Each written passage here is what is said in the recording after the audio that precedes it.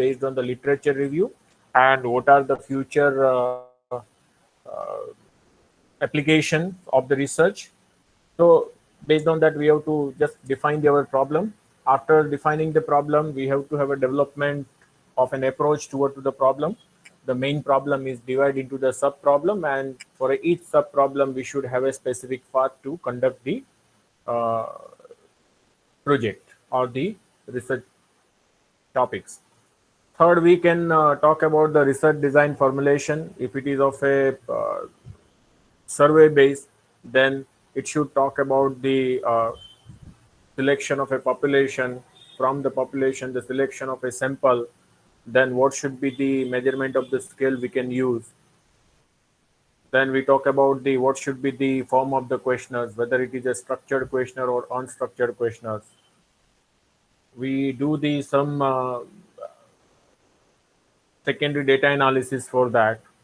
And in research design, there are different type of the research problems you have, or the method of the collection of the data are there. Either you can go for the observation study based on the experimental work or based on the survey. Once your research design is finalized, you did the pilot study and everything, and then based on the pilot study, if you feel that some kind of the change you require to make in the questionnaires, make the changes accordingly to response which you get in the pilot study, and then make the final questionnaires. And after making the final questionnaires, you should go for the data collection. To you should have the appropriate sampling design is with you. We have seen that various sampling designs are probability sampling as well as the non-probability sampling designs are there. What should be the sample size? What should be the population size?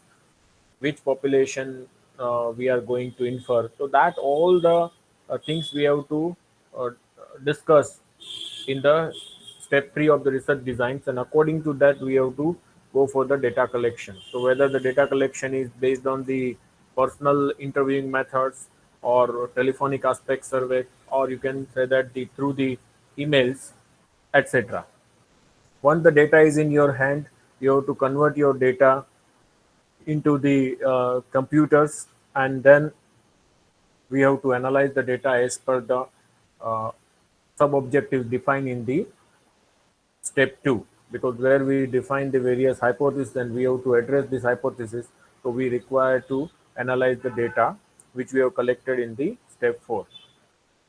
Then once the analysis the part is done, we can go for the report writing. And in report writing especially, we can make the tables and the charts, and then finally we can make the presentation, which is the summary of entire our research process, including from the research methodology to the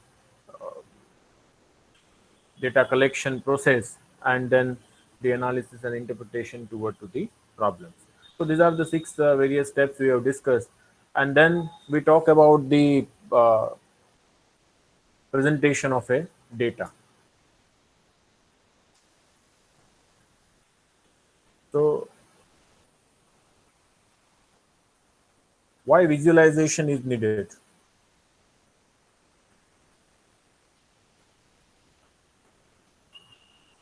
What do you understand from this data? This data on growth of the plant, the information is given in the centimeters. Can you give any decision by looking at this data? Anyone?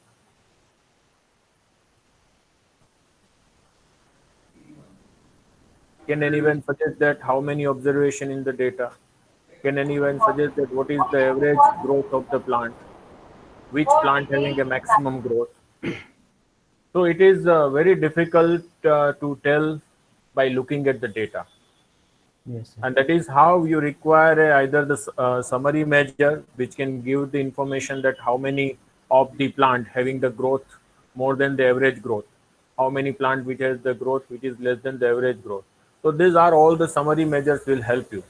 But again, this summary measure is difficult to interpret by the layman person. Any person who do not have the information in your domain, whereas it is very difficult to understand by these people about this data. So for a non-layman person, anybody who don't know the statistics, but by looking at the graph, by looking at the visualization of the data, he or she comes across with some conclusion. So whenever you have a large amount of the data, then the visualization is always help to take the decision. It is like a bar. So now if I make this histogram of the above data, you can have the information that the mean of the histogram is 2.93 and the standard deviation is a 1.786 and total 100 observation in my study. So what you can make out, the center of data is 2.92. That means the average height of or the average growth of the plant is about the 2.92 centimeters. What is the variation in the data? So variance is the square of standard deviation. So almost you can say the variation is a 1.7 centimeter. That is called the standard deviation is a 1.7 centimeters. What is the shape of distribution? So by looking at the shape of the data, you can see that this all the bar is not covered by this particular normal line. So this is a bell-shaped curve, and bell shape is nothing but the curve of a normal distribution. But you can see that the sum of the bar is outside of this. So you can say that it is more or less symmetric. It is not the symmetrically distributed. Is there any outliers in the data or not? So yes, by looking at that, you can say that some of the outliers are present in your data. You can find out that how many number of observations in your study. So by making this graph, you can say that there are the 100 observations in your study. So a simple graph will give many things. Okay, and that is how the visualization is important.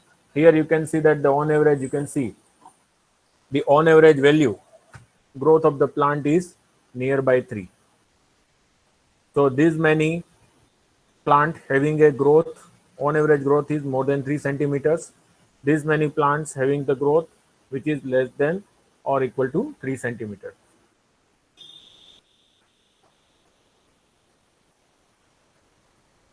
I will ask you the 3 questions. You have a 30 seconds. Try it. It's a data visualization challenge. Your time starts now. How many numbers are above 100?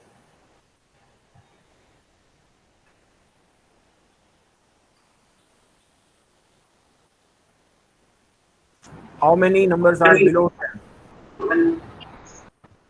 6. 4. Sorry, it's 7. 4. 7. 6. 7. 6. Below 10. 7. It's 7, sir. Visualization has Which quadrant has the highest total? How can we say that in this we much need to less add time? that it will take some time, sir, for So calculation. that is how it is a challenge. Yes, sir. See, if I have make the colors, you can say that how many numbers are more than 100. So it is simply 6. Yes. How many below the 10? So somebody said 7. That's absolutely right. Which quadrant have a maximum total? So wherever the dark sign, you can say that the quadrant having a maximum total. Bottom right. So why the data visualization is important? See, by looking at the graph, you can easily come out with the decision of the question raised by the researcher. So when one wants to find the frequency of categories with respect to Sir, only one actually, variable, sir, sorry to interrupt you, sir. Actually, there's a yes, disturbance. There's a noise. it is noise from my side. No, somebody No, is talking. sir, from Dhara Desai, madam.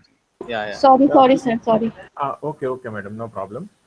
It's happen. It is very difficult from work from home. Okay. When one wants to find the frequency of categories with respect to only one variable, then it is said to be a univariate frequency table. So when you make the graph may be of a univariate in nature, maybe of a bivariate in nature. And when you especially talk about the various kind of data, we have seen the nominal, ordinal, interval, and ratio scale. When your data is of a qualitative, then you can have a certain type of graph. When your data is of a quantitative, then again we have a certain types of a graph. So it means that based on the nature of the data, you can identify which graph is appropriate. For example, I have the data of a gender. So by looking at the data, you can easily say that there are 3 males and 2 females. But if the numbers are more, then it is very difficult. Okay, it is very difficult. So you can say that if you find out the frequency, it will give the decision that there are 2 females and 3 males are there. Similarly, if you have a 2 variables and both are categorical in nature, then you can have the concept of a bivariate data, and again you can make the frequency, but that is said to be a cross tabulation. Let us say gender versus smoking habits. So you can have that the 3 males and 2 females, and you can ask the question, do you have the smoking habit or not? So both the variables are of a qualitative in nature, they are nominal. And if you wish to find out the frequency, that how many males smoke and how many females smoke, and how many male does not smoke and how many female does not. So this is nothing but the cross tabulation. So while making kind of a comparison of a 2 group of a smoking habit group, who is smoke more, whether the male or female. So by looking at the data, you can say that the male smoke more compared to female. Though it is a small numbers, so you can easily identify, you can make the cross tabulation. But when it is a large amount of a data, the manual calculation which we usually do with the calculator, it is very cumbersome and difficult, and that is how we can go for the use of the software. So there are various kind of the graphs are there. This is called the pie chart. Pie chart is a chart for a categorical data. This is called the bar chart. It is also a chart for a categorical data, and this is said to be a cluster bar chart. That means when you have a more than 1 categories. Okay, here you can see that in our case, the smoking habit versus the gender. So male and female, whether the male are smoke or female are smoke. So here it is a computer department. There are various kind of the companies are there. They have the various segments. So which company has which department having a more employees. So this can be seen from the cluster bar chart. The difference between the pie chart and simple chart is that pie chart is mainly chart for a nominal data, and it is always draw in a percentage. Bar chart, sometimes you can say your data is of a ordinal. You can use the bar chart, but you can also make a bar chart for a nominal data as well. But bar chart is always in a frequency rather than the percentage. If you wish to make a chart in terms of a percentage, then make the pie chart. Otherwise, make the bar chart. And when you have a more than 1 categories of a specific variable, and when you talk about the chart of a 2 variables, then you can use the cluster bar chart. When your data is of a quantitative in nature, then you can have the 2 different graphs. You can make it. One is a histogram, and second one is a box plot. So histogram is mainly a chart for a quantitative data, where in a y-axis it is talking about the frequency, and x-axis it is talking about the interval.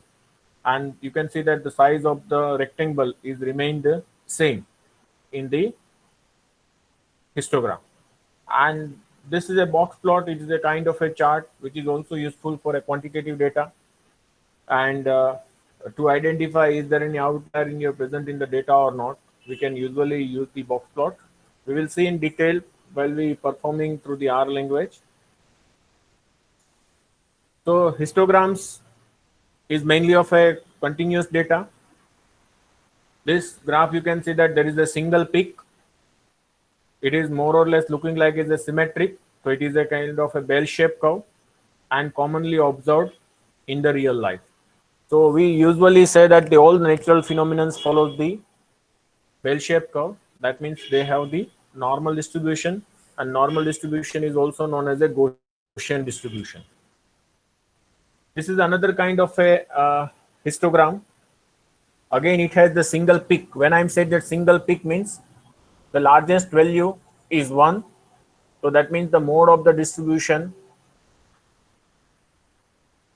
So when you say that the maximum value, a specific value repeated more often time, then it is said to be a mode of the distribution. So here the mode is 1, and that is how it is said to be a single peak. And if you see that the graph is like a positive skew.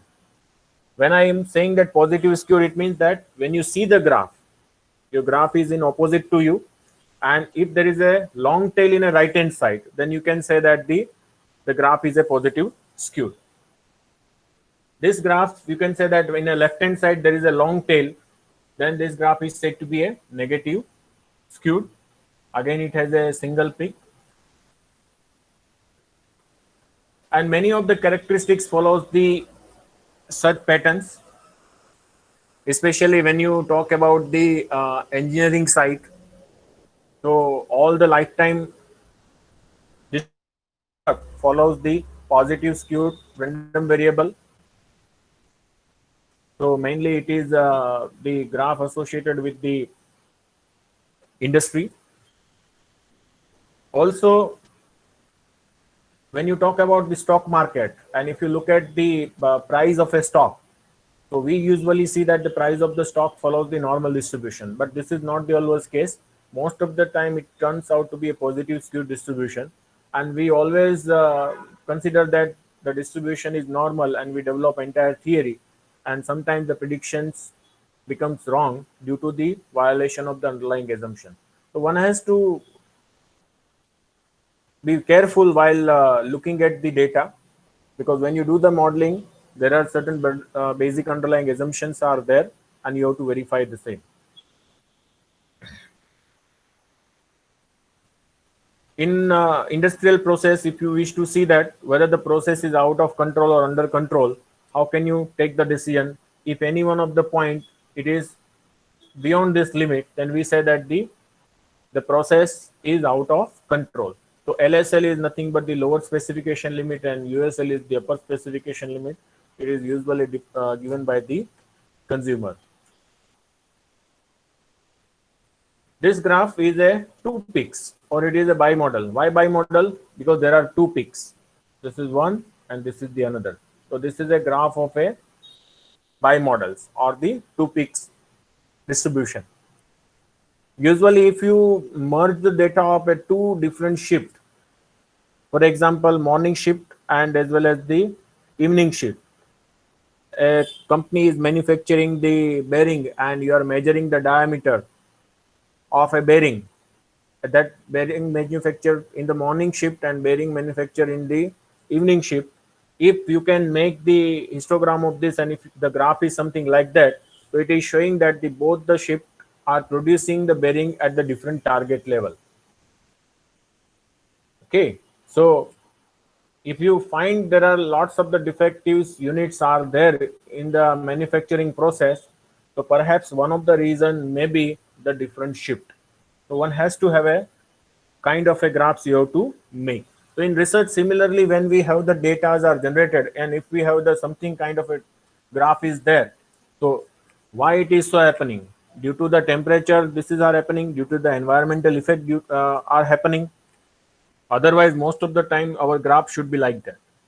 If the experiment is conducted in the normal conditions, and if there is no extra factors which is affecting our response, so most of the time we are getting the response which has this particular distributions.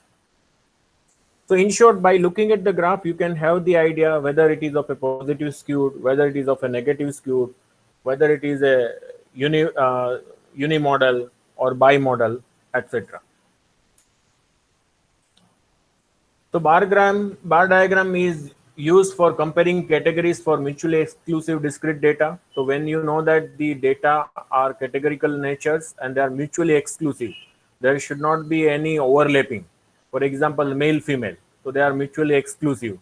Undergraduate students and postgraduate students, so they are mutually exclusive. Okay, the different categories are indicated on a one axis as a frequency of the data in category is indicated on the other axis. So in one axis, you can say that the male as well as the females, and in another axis, the frequency of the male and frequency of the female. Since data are discrete, the bars can be arranged in any order with spaces between them. For example, following data is nothing but the selection ratio of the sum state of India.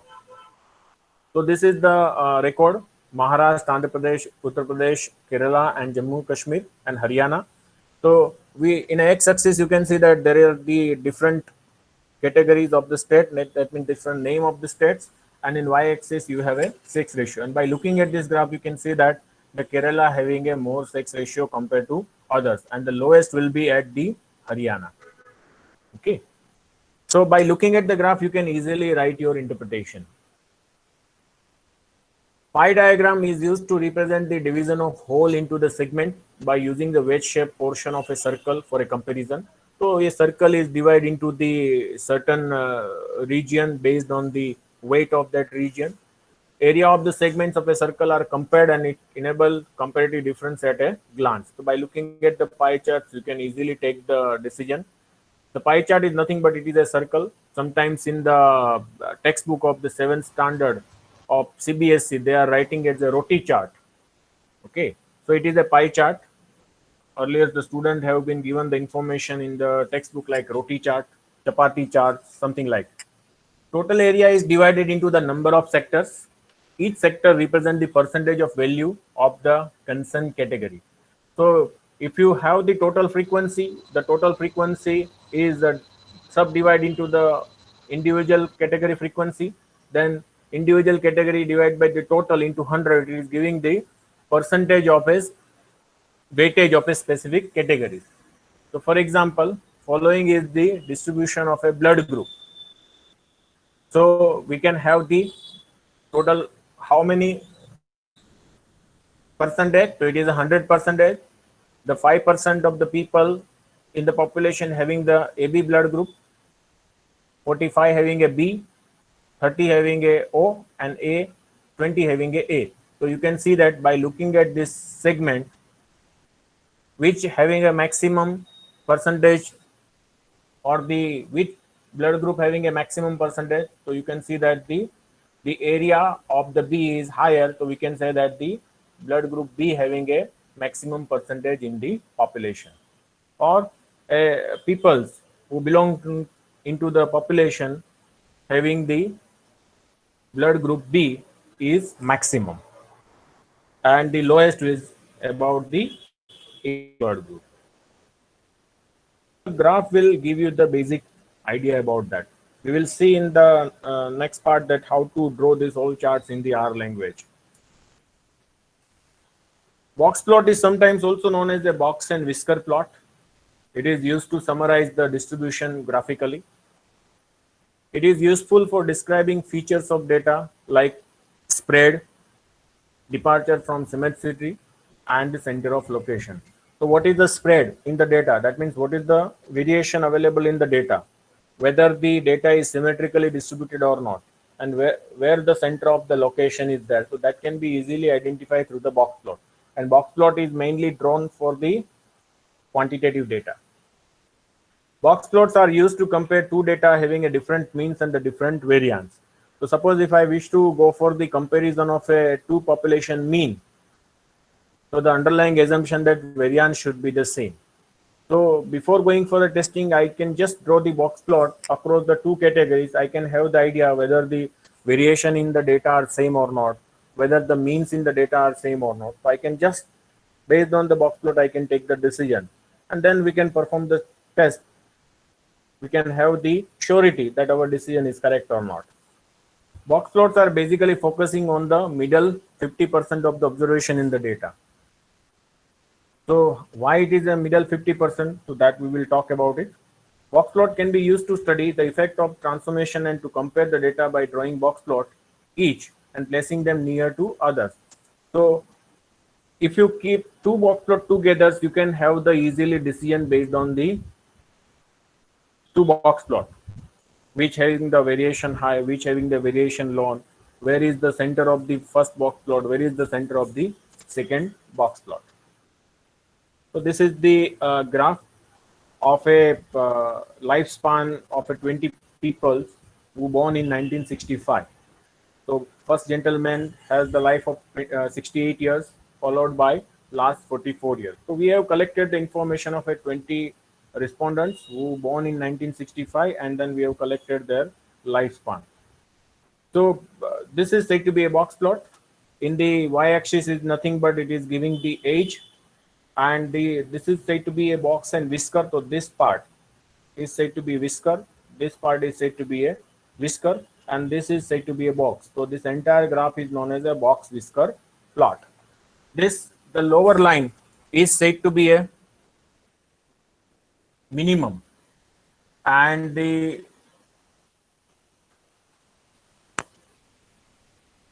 above is a maximum. Can you hear me? Hello? Yes, sir, you are audible. Yes, sir. Yes, sir, you are audible. Yes, sir. You are audible. Because somebody is giving me the call, so I was because I could not see your window when I share my window. Okay. So this is said to be a minimum value, this is said to be a maximum value, and this is said to be a median. This is said to be a lower quartile, we call them as the first quartile, and this is said to be a third quartile. So this is said to be Q1, Q2, and Q3. First quartile, second quartile, and third quartile. And when you find out the quartiles, usually if I wish to divide the area into the two equal part, how many cutoff point is required? I'm asking the question. If I wish to divide the area into the two equal part, how many cutoff point is required?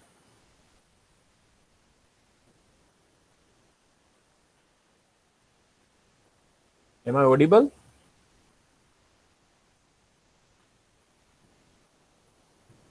Hello? Yes, sir, you are audible. Yes, so there is no answer. If I wish to divide the area into the two equal part, how many cutoff point is needed? I think one cutoff point, sir. One, cutoff sir. point. Of course, if I have a, let us say, stick, if I wish to divide in two parts, I have to require to cut from a only once. So it is dividing into the two part. Suppose I wish to divide into the four part, how many cutoff point is required? 3. 3. So number of part minus 1 is number of cutoff point. So if I Yes. wish to divide into 4 part, then cutoff point is 3. If I wish to divide into the 2 part, then cutoff point is 1. So the first cutoff point is dividing the area into two equal part. So we call them as a median. So median is nothing but it is the cutoff point. It is a measure of central tendency, which is dividing the area into the two equal part. Suppose if I am dividing the particular this stick or the area into the four equal part, it means that the 25% of observation is less than the first cutoff point. We call them as a Q1. 25% of observation is lies between Q1 and Q2. 25% observation is lies between Q2 and Q3, and 25% observation is above Q3. So quartile is nothing but the dividing area into the four equal part, and each part having a 25% observation. So that is how I say that in a box plot we are using mainly 50% of observation, Q1 and Q3. Suppose Q1 is, let us say, 25% and Q3 is a 75%, then 75 minus 25 is a 50. So this box is of a 50, and that is how box plot is mainly using the 50% of the observation. If this box or median is divide this box into the two equal part, then we say that the graph is symmetrically distributed. And if the box is just this middle line is here, then the nature of the graph is changed. If this middle line is near to the Q1, then the nature of the graph is changed. It may be either positive or it may be either negatively skewed. And why this? So as I say that the box plot will tell you to take the decision about the nature of the graph, whether it is a symmetrically distributed, positively skewed distributed or negatively skewed distributed. Also, here this is nothing but Q1, this is nothing but the Q3. So Q3 minus Q1 is known as the interquartile range, and it is a measure of a dispersion. So as I told you that box plot is also talking about the variation in the data. So if the size of the box is more, it means you can say that there is a more variation available in the data. And also it can be also identified, is there any extreme point or the outlier present in your data or not. So if any one of the point is just above this particular whisker, we say that there is an outlier present in your data.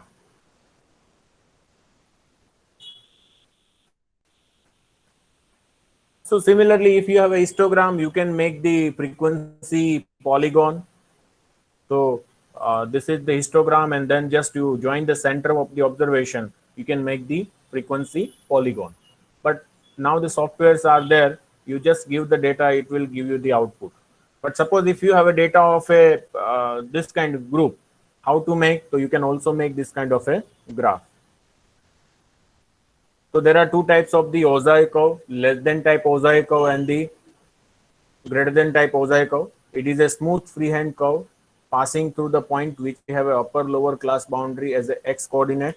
So this is said to be a x coordinate upper lower boundary, and then just join these points smoothly. So this is where you can get the less than type Ozai curve, and this is where you can make the greater than type Ozai curve. Ozai curves are useful in determining partition values graphically.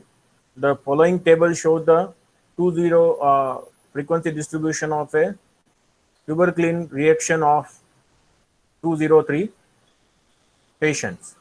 So the reaction in the millimeter is given, and this is the frequency, and you just make the cumulative of that frequency and make this graph. So this is nothing but the Ozai curve. If it is from 8 to 10, what is that observation? It is 21. If it is from 10 to 12, then 21 plus 50 is 71. So you can say that it is nearby 71. Similarly, if you add this particular 30, so it is reached to 110, and then 155 likewise. So this is kind of a less than type of Ozai curve. If it is a greater than type Ozai curve, then it starts with the maximum frequency and add with the lowest frequency. Similarly, these all the graphs which we discuss about the graph of a univariate data. If your data is a categorical, and if it is of a nominal nature, and if you wish to make a graph in the percentage, draw the pie chart. If your data is of a categorical, and if it is of a ordinal in nature, or if you wish to draw the graph in terms of a frequency, draw the bar chart. If your data is of a quantitative, and if you wish to see the nature of the distribution, draw the histogram or the box plot. Both will help you to take the decision about the nature of the distribution, whether it is a positive skewed, whether it is a negative skewed. But box plot is giving some better information that is there any higher variation present in your data or not, is there any outlier present in your data or not. But suppose if you have a data are measured or the collected on a two variables, and if you wish to establish the kind of a causal relationship between the y and x, then we require to have a graph which is known as a scatter plot. This type of a plot or diagram is commonly used when presenting result of experiments. Data are collected in pairs x and y with objective of demonstrating a trend or relationship or a lack of relationship between the x and y variable. For example, if you wish to identify the relation between the height and weight of a respondent or the patient or the kids, so you will measure the height of the kid and you will measure the weight of the kids, and then you can have the relationship between them. Suppose similarly, you can wish to see the growth of the child with respect to the time. Okay, so time is a one variable and the growth of the child is another variable. So growth is usually measured in terms of the, let us say, weight or the BMI. Okay, so what happened with the BMI and age? Up to what as the age is increasing, whether the BMI is increasing or not. So this information you can get the causal relationship between X and Y. Similarly, pressure and temperature. So as the temperature is increasing, the pressure is increasing. So there may be some relationship between the Y and X. Up to the certain time period, the relation between the temperature and pressure is linear. But after the certain time, the relation become the non-linear. So this kind of the information you can easily extract it from the graph. And which graph? It is said to be a scatter plot. For example, one may interested in demonstrating a relationship between the time to 80% dissolution of a various tablets formulation of a particular drug and the fraction of the dose absorbed when the human subject takes the various tablets.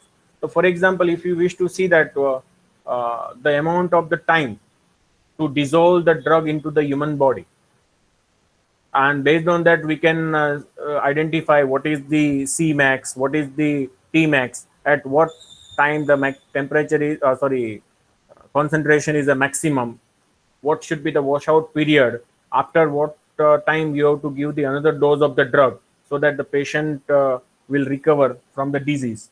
So these all the things can be identified based on the dissolution of the tablet versus the, let us say, time. So if you have the kind of a relationship, let us say the blood pressure and age, whether the higher age the blood pressure is higher or lower age the blood pressure is lower. So you wish to establish the relation. We don't know what exactly the scenario is there. If we have the data, by looking at the data, we can have the plot of blood pressure versus age. And it will suggest whether the linear relation between the blood pressure and age or not, whether there is a non-linear relation between the blood pressure and age or not. So likewise. So this is the graph of a age of the patient. Okay, and this is the corresponding blood pressures are there. And you can see that since the relation is positive, as the age is increasing, the blood pressure is also increasing, and it shows that there is some sort of a linear relationship is there. Okay, so based on this scatter plot, you can identify whether the relationship between X and Y is a linear or not. This is called Y and this is called the X. And when you make the scatter plot, you have to keep the variable which is under your control on an x-axis. For example, an experimental scientist, the temperature is under your control. So you can control the temperature, but then you can try to see that what happened to the productivity. So whether the productivity is a function of temperature or not, whether the growth of the enzyme is a function of a temperature or not. So likewise, you wish to study the relation between them. So you can easily make the concentration is a function of a time. So time is in a x-axis and the concentration on a y-axis. So when you make the scatter plot, it can give you the idea whether some kind of a mathematical relationship or statistical relationship exists between them or not. So for this session, I have taken the reference book as a Malhotra, Naresh K. Malhotra and Das S. This is the marketing research and applied orientation, and the publication is the Pearson South Asia. Any questions of the collection and organization of the data? Anyone? If no question, then we will move to the second part or the second session of your coursework, that is the introduction to R. And if you have any questions, you can also email to me on this ID. And I have already forwarded this presentation, so I hope you all have received it. Thank you.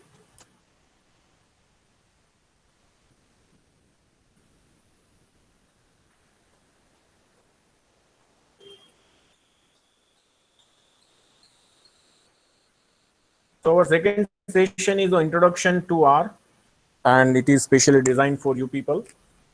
Why R? Is it visible to everyone? Yes, sir. Yes, sir. Yes, sir. So, Yes, sir. thank you. I have already forwarded the one link to you people, and Hitesh Kumar has already shared into the WhatsApp group, and you must have downloaded the particular R and R Studio. That link is very, if you can see that video, it is simply demonstrated how to install the R and R Studio, and then you can easily start working on that. Why R? See, R language is an open source. See, whenever when you talk about the any software, we always look for the is there any open source is available which can be used for our yes. R is a one kind of a open source. We do not require to go for any commercial software.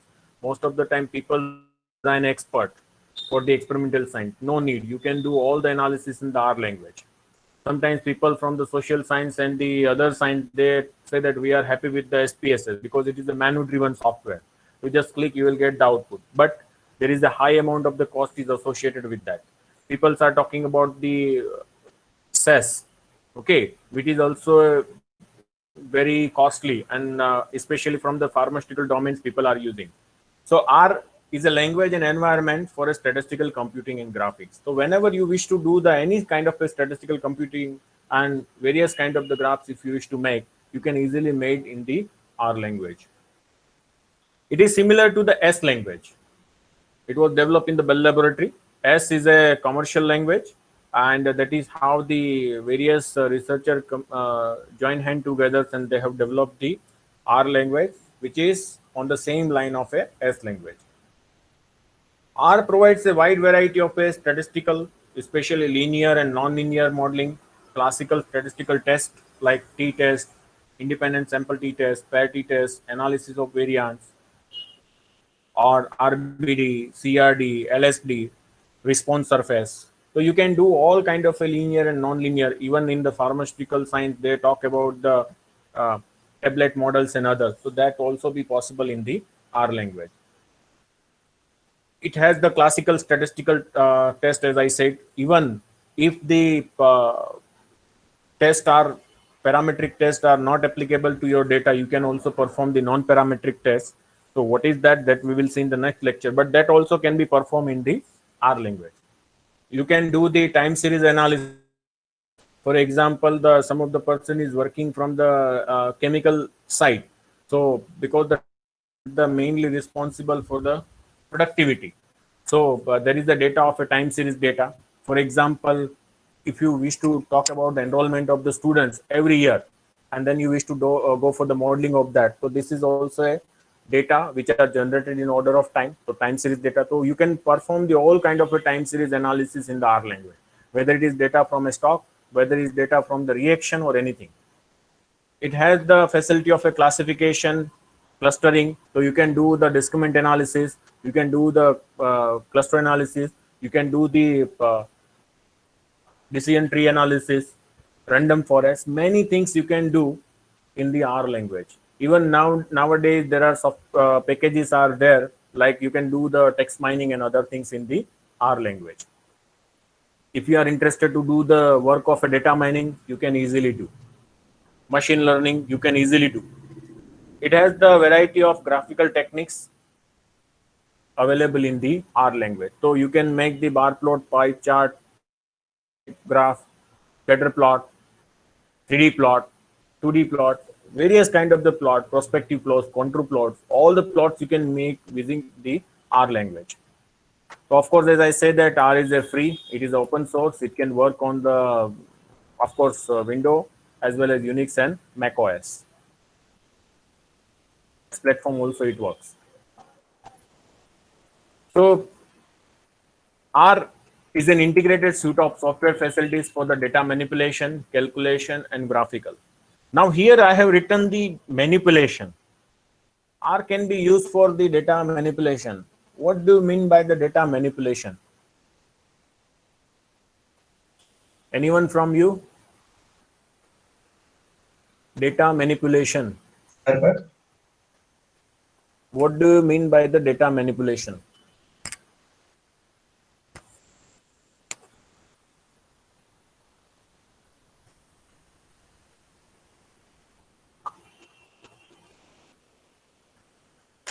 No? Sir, changing the data to get the required plot or something. Changing the data to required plot, or you can say that specific purpose. But Yes, changing of data to the specific purpose means which way you can say about the changing of data. Because changing maybe in the two ways. Sometimes we do the experiment, and if we are not getting the result, but we say that the result should be nearby to this, we can just replace it. So it is also a manipulation. When doing experiment, the peoples are using the statistics to generate the data. So it is a manipulation. Is it kind of a manipulation? वो भी हो सकता है यार में. But I'm talking manipulation is that, for example, I wish to study. Let us say medical science people came to me that, sir, I wish to study that whether this particular nutrition food is suitable for the improving the BMI of the patient or not. So BMI, how will you measure the BMI? Can you measure directly BMI from the patient information? You cannot measure the directly BMI like age and weight. So we know that there is a formula of a BMI, which is a function of age as well as the weight. So if we have the data of a age as well as the weight of the patient, we can easily find out their BMI.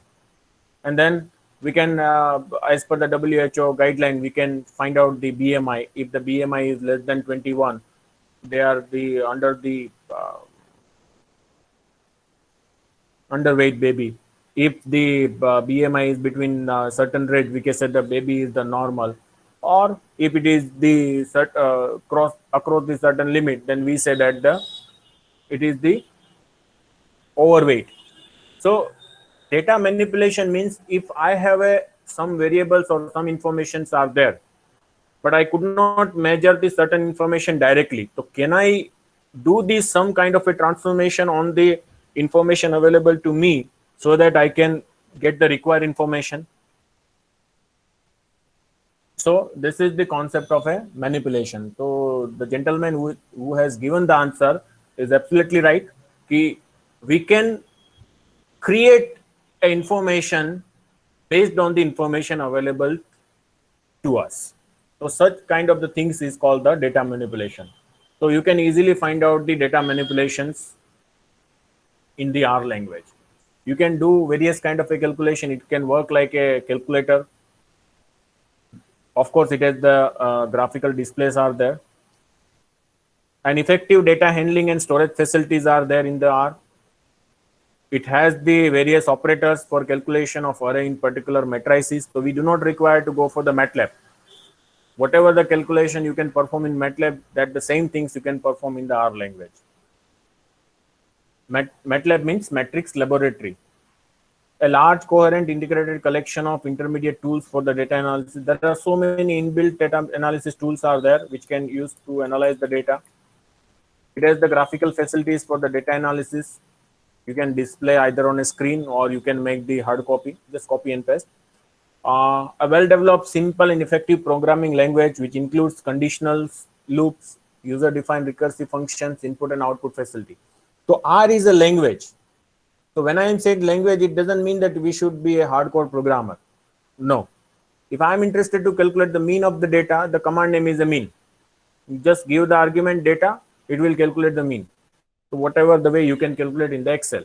In Excel, you are selecting the data and then you can find out it. Here you have to write the command. But somebody is interested that no, I wish to write my own function. I wish to do all the conditional looping and the controlling looping. So that can be possible in the R language. If you have the programs like in a C, C++ and Fortran, you can easily link with the R language. And R can be extended via many packages. So if you are looking for the certain analysis, but that is not available in the R language. So just search, is there any author who has developed the search package for the search analysis? Yes, you can download and you can use the commands which are available in that packages. So it's very easy to obtain. So when you go to the R main download, so it will go to the R project or the CRAN website, and the home page of the R will be this. You can make various kind of a graph. You can see that. You can make this all various kind of the graphs in the R language. Then why should we unnecessarily go for the licensed softwares when the open source is helping us to analyze our data? So you all have installed the R and R Studio. So now I will share this document to all of you, but I will directly jump into the R language or R Studio. So I'll just open the R Studio. So simultaneously, all if you have installed it, please also open the R Studio on your screen.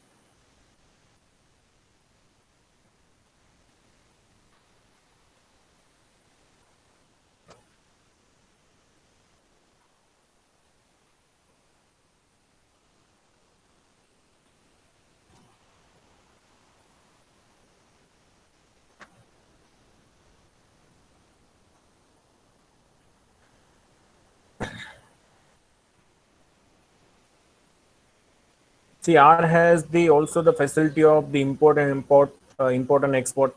If your data is available in the Notepad and Excel or in other base, you can easily import the data into the R, and then you can do the analysis. So this is the advantage of the R language. See, when you open the R Studio, okay,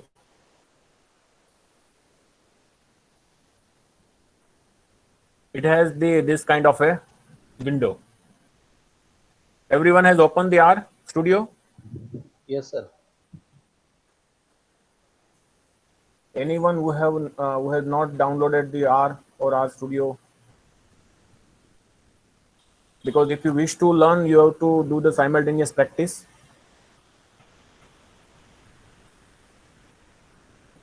Yes, sir. I don't have laptop because it is under maintenance due to some reasons. Okay, so whenever you I'll the work laptop out is in the available to evening, you. sir. Yeah.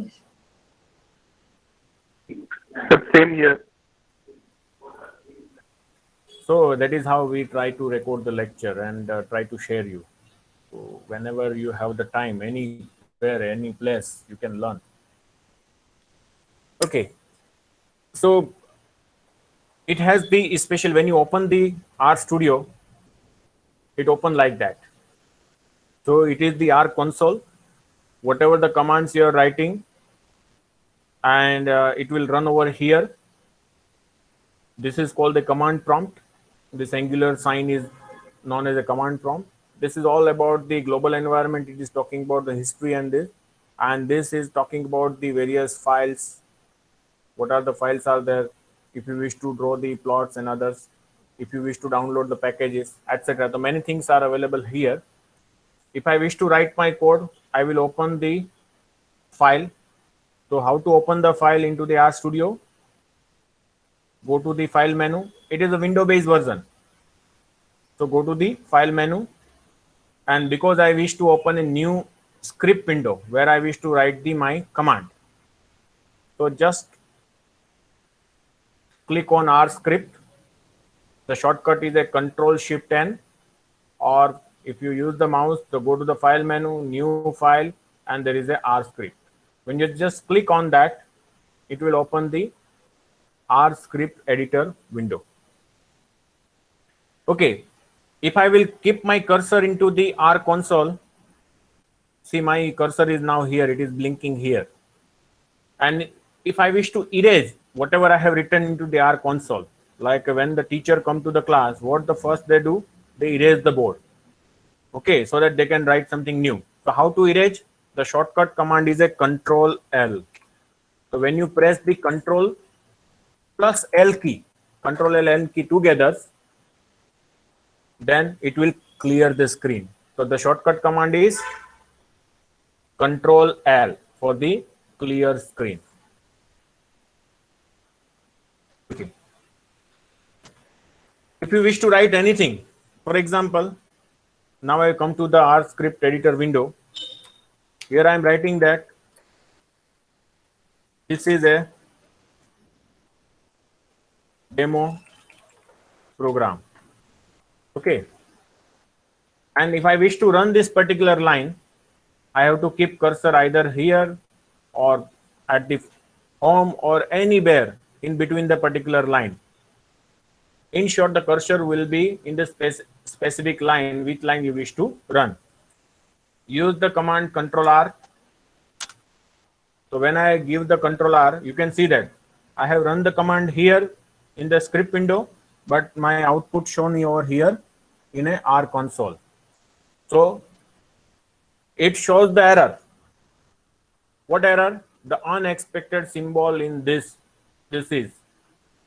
Okay, can you see this, or should I increase view? PPT kan dari Control plus. ऊपर एक minute है Sir, Yes. tools global option માં જઈને Yes, sir. appearance એનું font size increase થઈ જશે. Sir તમે control plus sign પણ તમે ક્લિક કરશો તો પણ થઈ જશે. એમાં કેવું છે, કંટ્રોલ પ્લસ પ્લસ પાછું આ સ્ટુડિયોમાં નહીં થતું. Sir, in સર tools થાય option છે, we મેં have the કર્યું છે function. અત્યારે. હે બે વખત પ્લસ દબાવો ને. ઓકે. ના એવું નહીં સર, મેં કંટ્રોલ માં અરે પ્લસ સાઇન બે વાર છે એટલે શું કરું? Best option is tools. Otherwise, Tools. control plus scrolling to Global your op- mouse. Global option.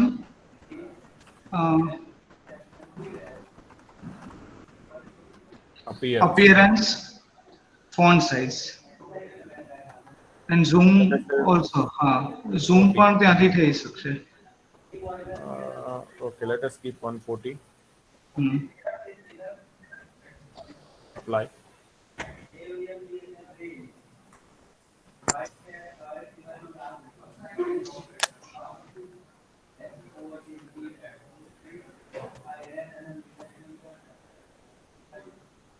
Okay.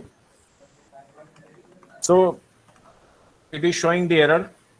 I just like this. So what I do, I'll just make the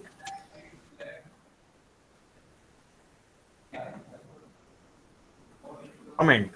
So how to make the comment? If I will write anything before the after the hash sign, it becomes the comment. This is the demo program. So now you can see that it does not show any error. So number sign is mainly useful for a comment. Okay. Now, as I say that R can be, or the R Studio can also work as a calculator. So let us, I will write the X equal to 2. It means the value of 2 is assigned to the variable X. It is an assignment. Then Y equal to 3. Z is equal to X plus Y. Now I will write X, Y, and Z. So I'll run the X equal to 2. I can run by using the control enter sign.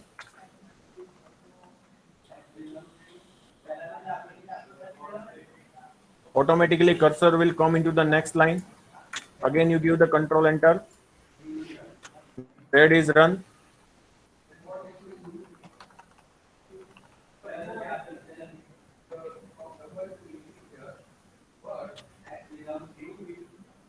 Okay, now what is the X? So we have enter X equal to 2, Y equal to 3, and Z is equal to 5. So how way I am running, I am just giving the control enter. Automatically it will come into the next line. Control enter to run this particular line. Or Another way is that using the mouse, there is a run command. So just click here. The first line is run, then second line. Now I wish to run the z is equal to x plus y. Just click on that. Now my cursor is on x, so it will give me the output. What is the value of x? It is showing that x equal to 2, y equal to 3, and z is equal to x plus y. Okay. Similarly, if I wish to divide the value of y by x, what should be the output?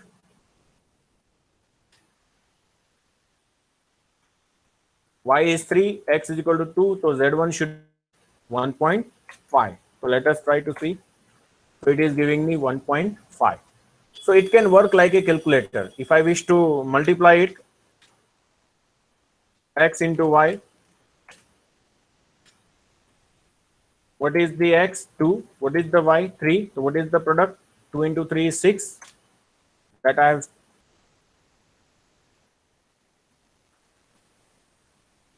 Okay, 6.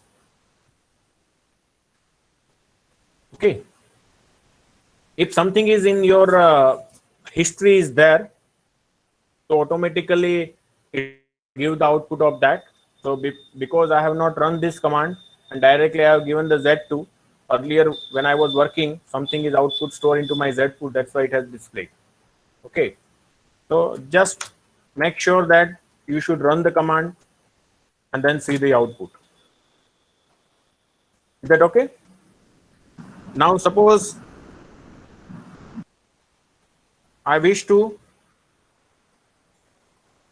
write the particularly column vector, because a vector having the elements, let us say x is my vector, and whenever I am writing the vector, it should be in the column or the, we can start with the command C. It is to combining the data into the column vectors. Let us say 1, 2, 3. So x having a 3 elements and it is of a column vector.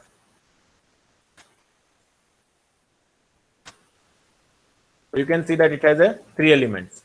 Suppose I wish to store the transpose of x. The command name is a T.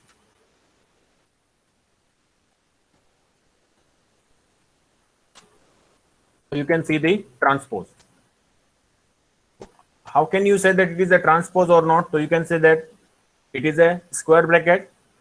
Before comma, whatever you write, it is indicating the row, and after comma, whatever number you are writing, it is indicating the column. So it is in the matrix structure, and the first row is indicating that it is the first row having a 3 elements or the 3 columns. So here there are 3 different types of the brackets we are using. One is a parenthesis, another is a square bracket, and third one is a curly bracket. Okay, this particularly parenthesis is mainly used when we write the command. For example, here I am interested to find out the transpose of x. So T is my command, and then argument is supplied into the parenthesis. If I wish to combine the data, then C is a command and the argument is supplied into the parenthesis. Whenever I am doing the matrix operation, especially I require the square bracket. So square bracket is talking about the array. If it is a one-dimensional array, two-dimensional array, etc. And whenever I'm interested to write my function or user-defined function, or if I wish to go for the conditional loop, controlling loop, at that time I require this particular. Otherwise, maximum times we will use the parenthesis. Suppose I wish to write the matrix. Let us say A is equal to, you all are from the science, so you have studied the particularly matrix algebra at your either graduation level or at the 11th or 12th levels. Suppose if I am multiplying the column vector with the row vector, what happens? If I wish to multiply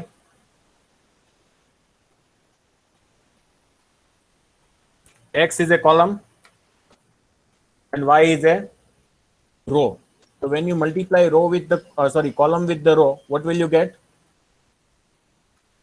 You will get the matrix. If you multiply row with the column, then you get the scalar. So let us see what happened. I have multiplied the column with the row. What I get?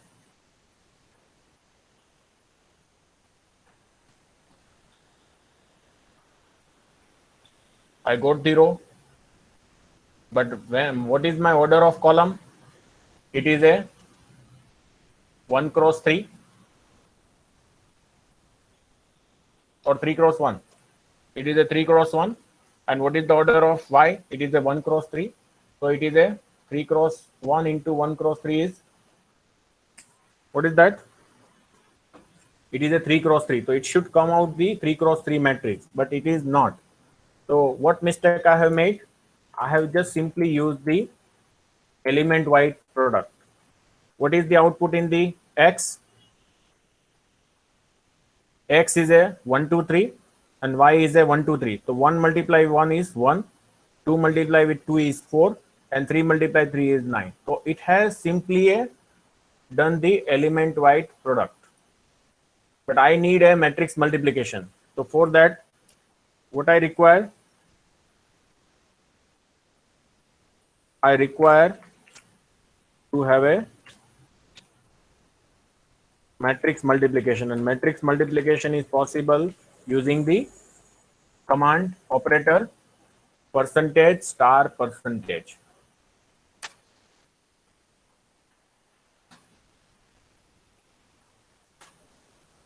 So now it is a 3 cross 3 matrix. Is that okay up to here, everyone? Yes, sir. Yes, sir. Yes, sir. Okay. So whenever you wish to go for the element wise multiplication, you have to use the asterisk sign. Whenever you wish to go for the matrix multiplication, make sure the operator is a percentage asterisk percentage. Okay. Then it is giving the, so you can see that these are the first row, second row and third row. So before the comma, whatever number is indicating, it is indicating the row. So before comma 1, that means it is talking about the first row. Before comma 2 is, that means it is a second row, and this is all about the third row. But after comma, the 1, 10 means it is a first column. This is the second column and this is the third column. Okay. Now I wish to extract the specific row. I wish to extract the second row. So how to extract the second row? Let us say A2 equal to A is my matrix, square bracket, 2 comma. So 2 comma means I am extracting the second row. So now what is the elements of the second row? 4, 6. So now that is with me. So how to extract the specific row from the matrix? So you can easily obtain in this way. Suppose somebody said, no, I wish to extract the third row. So A dot 3. A comma 3, third column. That means comma after 3. And because I wish to extract the column from a matrix, so I have to write the square bracket.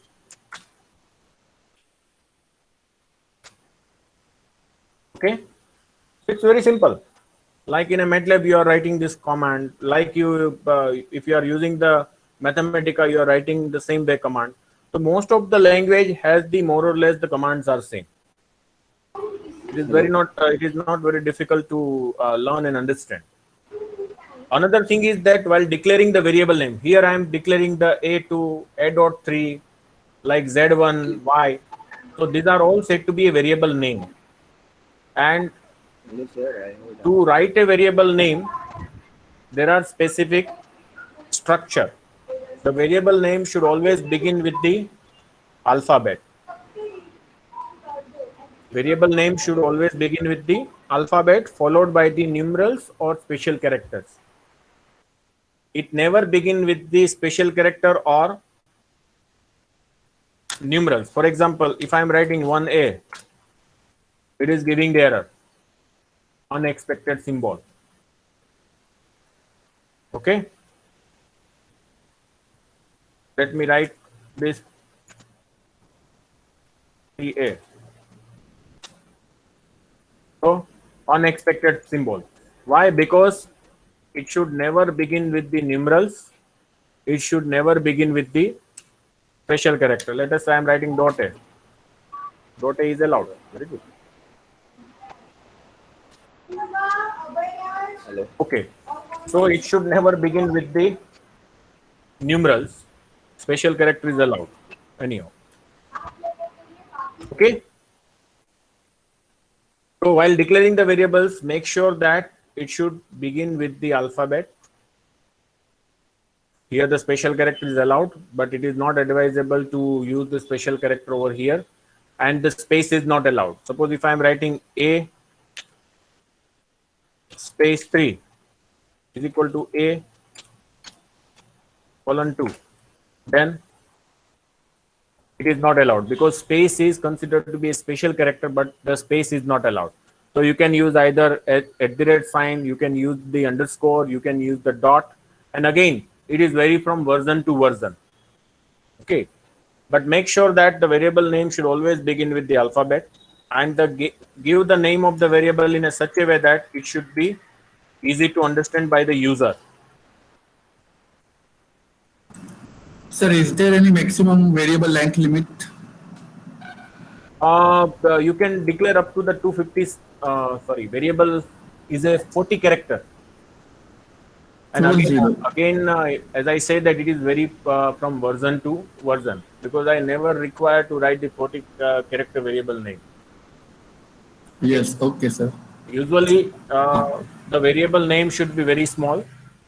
And if you have given the specific variable name, then if you wish to describe that, the simultaneously you can make the comment. Okay, this variable tends for this. Okay.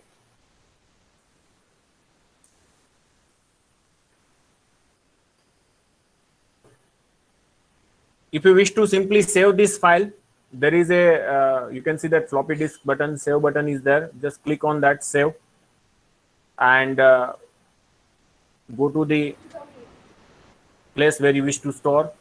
I wish to store into the E drive.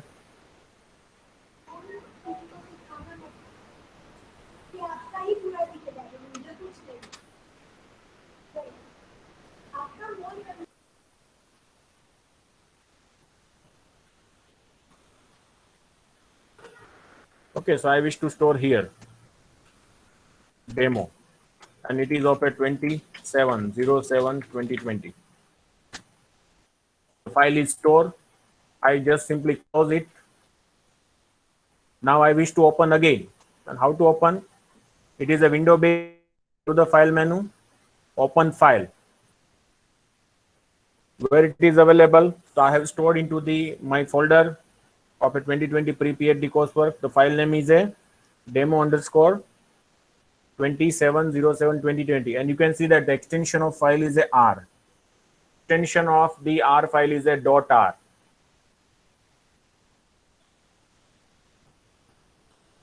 And you can see that whatever the I have saved, it is there. Okay. Now suppose if I am writing, or let us say I wish to find out the eigenvalues of matrix A. So this is A, and what is the value of the matrix? It is of a 3 cross 3 order having the element this. If I am interested to find out the eigenvalues, the command name is eigen. See, what is the advantage of RStudio?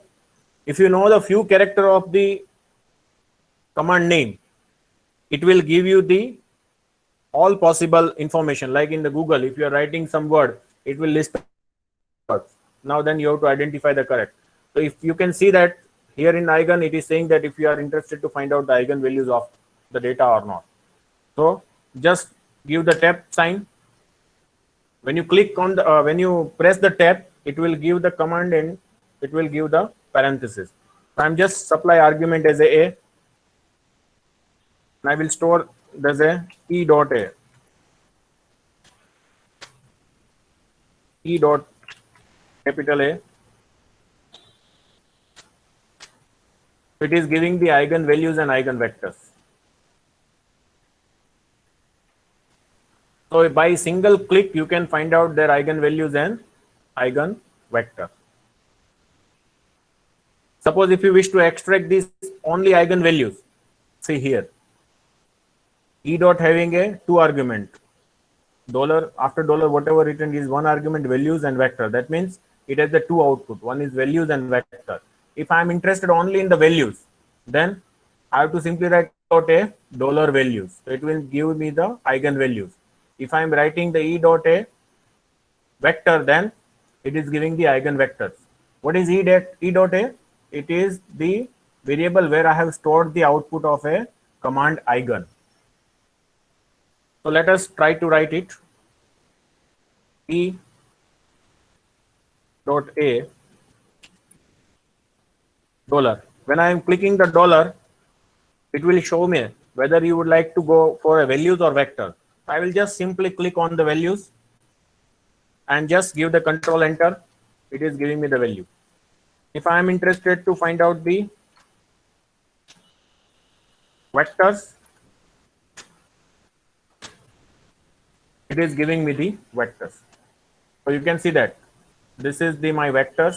So now I have a separate value of the vectors, and this is the values. So I have a separate values. So which command? So $sign is useful to extract the information from the data. So whenever your data is available in the data frame structure, you can use the $sign to extract the specific variables. See, sometimes when we do the our experiment, the data we have stored into the Excel format, and whenever the data are available in Excel format, what we do? We try to extract that information from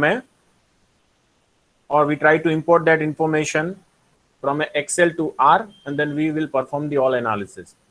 I will show you one because I have not provided the Excel file, but you can create any Excel file. I just try to show you.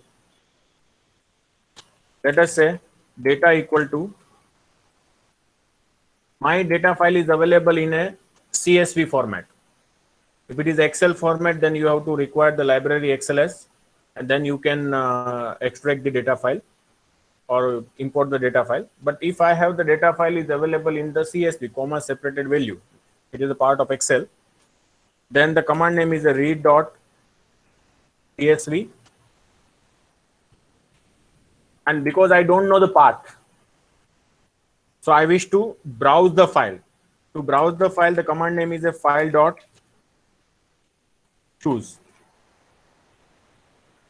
What is the?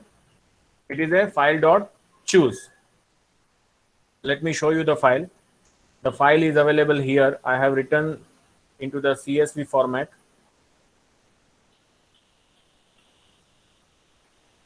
See, this is the CSV format, and file name is a plant growth data. Just I am clicking on that. It is showing me the data. I have not given the label, so I will give you the label. This is the plant growth. Okay. Just store the data file. So first, I have given as a label. You can see that I have not given the space. So make sure that there should not be a space in the variable name. It will not take into the R, and if it take, it will not take with the particular variable name. Okay. So in data file, you can see that the rows are said to be a cases and columns are said to be variables. So I have only one variable, that is the plant growth data, and it is that information available for a different plant, and it is available in a centimeter. So how many such observations are there? So it is a 101. So but my observation start from the second cases and it reach up to 101. That means I have total 100 such observation with me. Yes, I will simply save it. Just close it. So it means that the data file is available with you in a CSV format, having the first case as a label.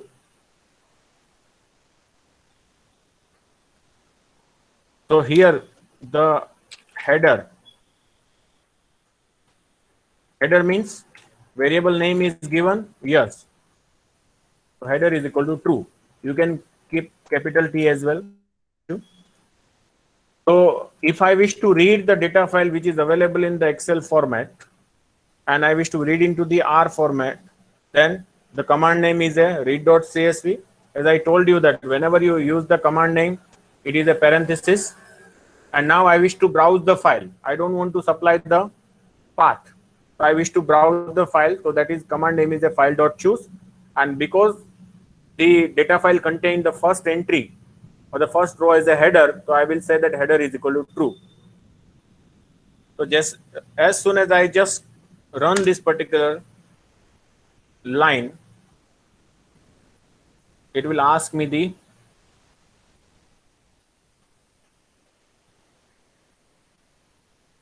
where the my file is there. So it is asking me to select the file. Okay, so where the my file is stored, so I know the stored into the. You can also make your own directory that we will see also in the next lecture. So it is a pre-PhD course program and it is available the CSV format. How will you identify the CSV or not? So you can see that there is a comma. So this is a CSV file.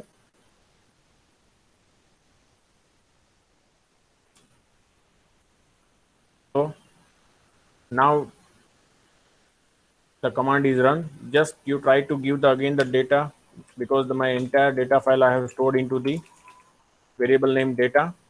Just enter. So you can see that my entire data is transferred into the this. The variable name is a plant growth and it has started. The first case is from the second row. And how many observations? There are 100 observations. Okay. So which command I have applied? If my data is available in the Excel file, especially I have stored into the CSV format, the command name is a read.csv. If I have the data stored into the notepad file, then the command name is a read.table. If the data is in Excel file, then read.xlsx. For that, you have to require to load the library.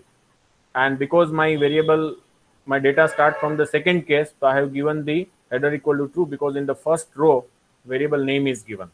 And then run it, it will give the data. Now I wish to see that how many observation in my data. So command name is a length.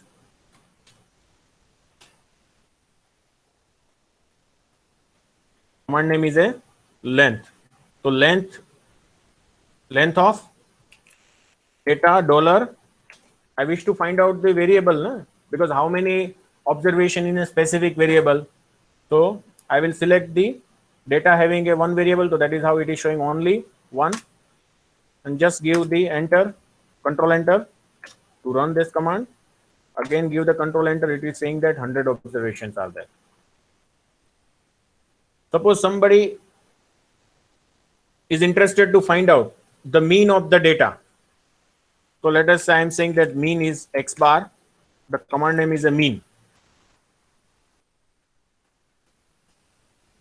What is the variable name is data dollar plant growth.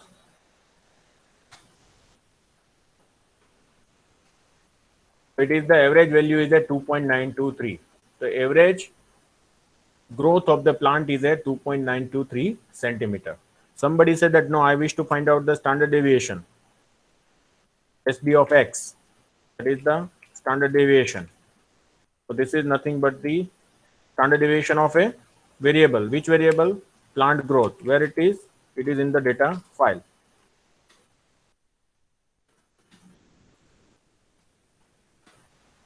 It is a 1.7859 centimeter. Okay, suppose if you are interested to find out the variance of x.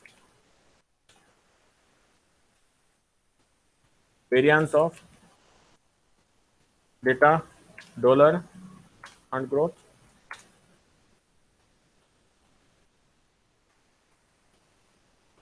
And we know that the square root of the variance is giving the standard deviation. So let us try to see that what is the output. Square root of variance of x. It is a 1.7859. So you can see that this is the standard deviation. So square root of variance is nothing but the standard deviation. Suppose you are interested to make a histogram because it is a quantitative data. So command name is a histogram, data dollar plant growth, and if I wish to give the color equal to blue, you can give various color.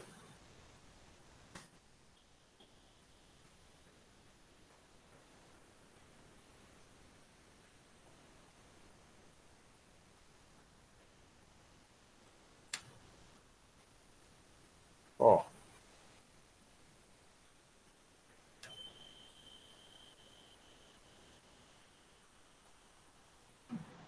Sir erase થઈ જશે command બધા. એટલે બધું ફરી લખવું પડશે. હવે હા. so similar way you can write to make the habit of control s, keep saving.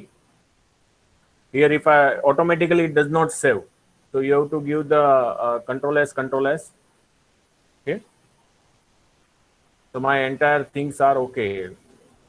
I had given the good.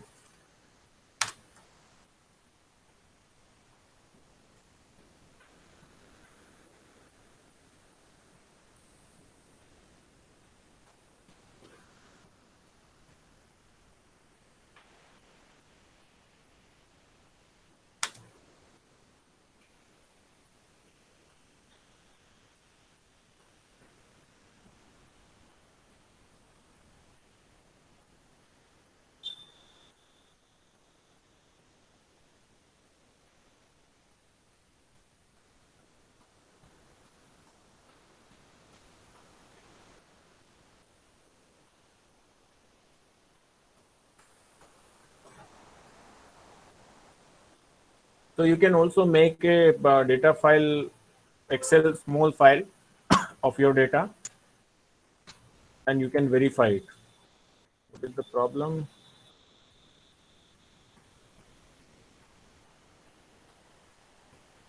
Oh, I have not selected the file, is it? No, it is not showing. So I have to again select the data because my session was terminated. I'll just select quickly. I'll just histogram. Okay, so you can see the histogram. I have made the color of a blue.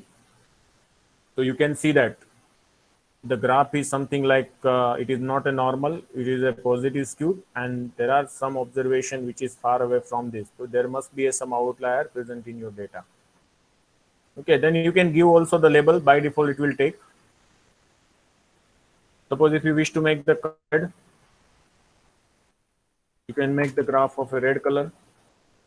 It is up to you. You just change the color, you can have the different graph. So sometimes graphs are very important while publishing your paper. So you can make of a different colors. So that facility is available here. And if I'm giving the title, histogram of plant growth. So it has changed the title, histogram of a plant growth. Okay.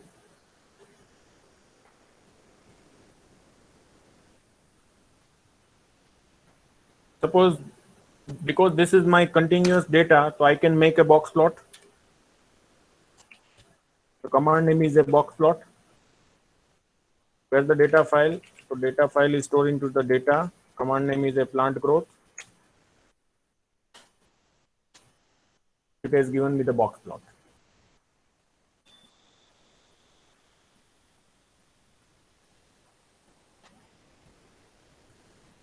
Okay, this has given me the box plot.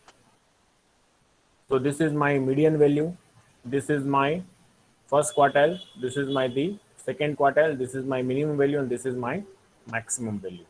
And you can see that the almost the above the median, the second quartile and third quartile, the box size is the higher than the this. That means Q2 minus Q2 is greater than Q2 minus Q1. So it is saying that the data must be positively distributed, and that we have seen from the histogram.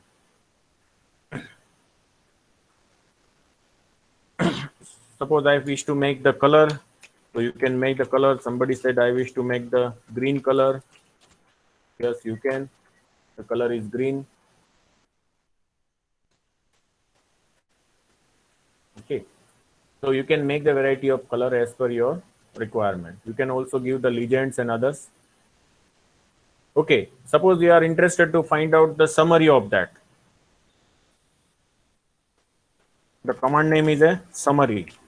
The same summary command will use for the various purpose. So summary of what? Plant growth data.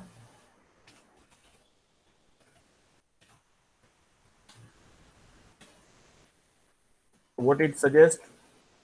It gives you minimum. What is the minimum growth? It is a 0.28 centimeter. What is the maximum growth? It is a 0.809. So you can see that there must be some outlier present in your data. There is no extreme value is there. If there is extreme value, you may easily seen from this graph. If any of the point is outside this particular whisker, then we say that the point is said to be an extreme value. So here it does not reflect any extreme value in the data. What is the mean? The mean is 2.923. We have already obtained the mean earlier. What is the median? So median is at 2.61. So you can say that the mean is greater than the median. So it is indication that the data is positively skewed. This is the first quartile. This is the third quartile. Okay, Q1, Q2, Q3. This is called Q1. This is called Q2, and this is called Q3. That means 25% of the plant whose growth is less than 1.35 centimeters. 50% of the plant whose growth is lies between 1.35 to 2.6, and 25% plant in this particular data available whose growth is above the 4.14. So that is where you can also identify the percentage of the growth of the plant. Now, whether the growth of the plant is a good or bad, so we will suggest the experimental scientist who is working in that. Okay. If you are talking about the, if you are making the kind of a pesticides which you are sprinkling into the farm, and still if the growth is higher, then that growth is not advisable, because you don't want that the certain species of the plant should grow. Okay, they should die, or it should minimize the growth. So that is how the pesticide is effective or not. So this is who can suggest a person who is working in that domain. As a statistician, whenever you have a data, you can analyze it and you can find out the summaries and other things. Okay. Any questions up to this? Anyone?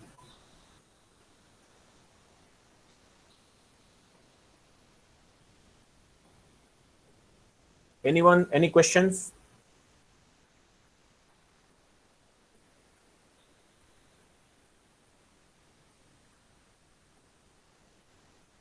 Okay, so in this session, we discuss about the data visualization, where we talk about the pie chart, bar chart, histogram, stack bar chart, cluster bar chart, box plot, and scatter plot. Then we introduce the R language. What are the uses of R language? Why the R language is required? And then we have started the window-based version, that is the R Studio, because it has the more window compared to the R. And then later on, we discuss about that how to write a variable, how to use as a calculators. Then how to find out the summary of the data, how to find out the length of observation, how to calculate the mean of data, variance, standard deviations. And we are also trying to we have also tried to import the data from the CSV format to the R language using the read.csv command. And to browse the file, we have used the command file.choose. And because my data file contained the first row as a variable name, so I have given the header is equal to true. Once the data is available into the R in the form of a data frame structure, to extract the specific variable name, I have used the $sign. I told you that how many different brackets are important.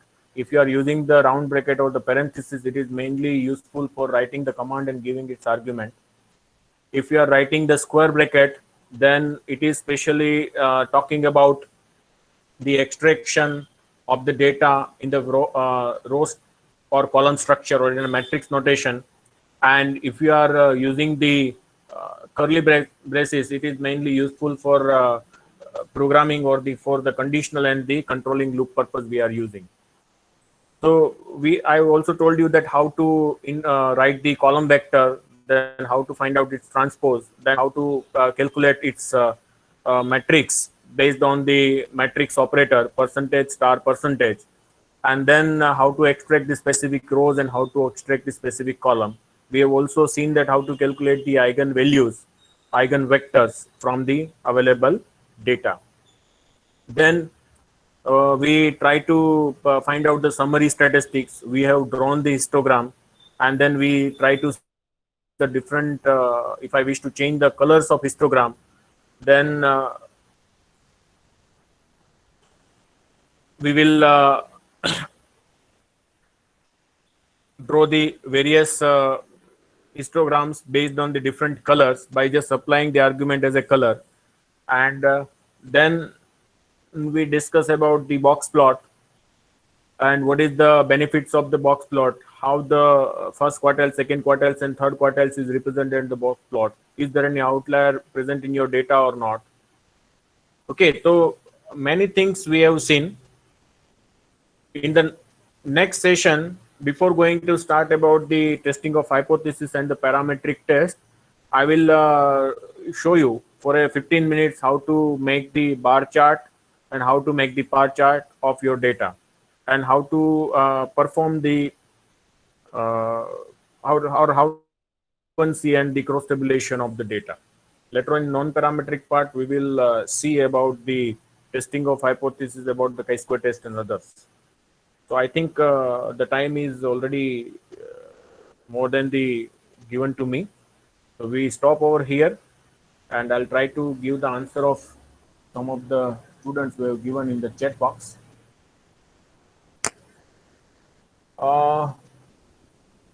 Unable to establish connection with R. Okay, what exactly happened? You are not able to get the R or what? Parth Parmar? No, sir. Yes, sir. So what happened? The R is not opening, is it? No, R is software is open, but constantly showing this error, not connection established to R. Is that Okay, so have you closed and opened the R again? yes? Just Yes, try sir. to Yes, sir. I've done restart. all the things, but it's not working. Okay, so you can call me on this number. I will help you. Okay. So any other queries to anyone? Anyone? Sir, Yes. sir, I have a problem with this software that when I installed it and I tried to open it, my computer show an error. I'm telling you what happened. So, Actually, I have given this particular number. So Okay, you sir. can call me on this number so that we will sort out your errors. Sure, sir. Okay. Anybody else except about this installation problem? Anybody else who has the problem? Hello, sir. Yes. Sir, I just want to know that the cutoff point and demarking point both are same or different. Pardon? Cutoff point not related to RStudio. Cutoff point And a demarking point, a demarcation point. demarcation means in what sense you are saying demarcation? Cutoff point, I am saying that, for example, I wish to find out the let us say I wish to divide the area into the two parts. I have to cut the somewhere. So I am telling that it is a cutoff point. So if I wish to divide the area into the two equal parts, then I say that the cutoff point, which is known as the median, which is dividing area into the two equal parts. Okay, sir. In that way, I have tried to explain the cutoff point. Okay. But what you are talking about demarcation point, can you explain? Then perhaps I may help you. Okay, sir. I'll give you a mail for that. Okay. Okay. Anyone else? Anybody? No? So thank you very much. See you tomorrow. And today I will share this particular link to Hitesh Kumar. He will share this particular recorded video to you. And I will forward the materials, today's session materials and the tomorrow session materials to the HRDC group so that he will share it. Thank you very much. Thank you.